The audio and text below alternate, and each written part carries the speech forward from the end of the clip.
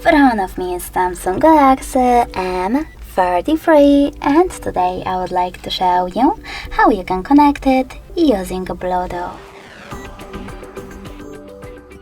First of all, you need to open Devices settings.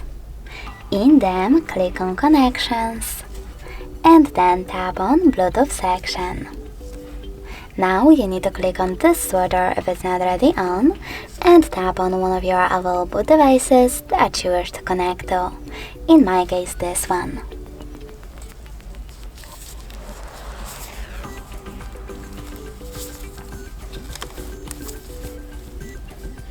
Now, in order to continue, select Pair in the pop-up and wait for the other device to do the same.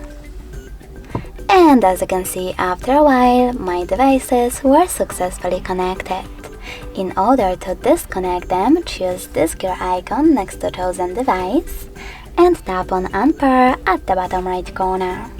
Then confirm your choice in the pop-up. If you wish to connect to the same one, just tap on it and select Pair again. Thanks so much for watching. If you enjoyed this video, leave a like, comment and subscribe. Bye!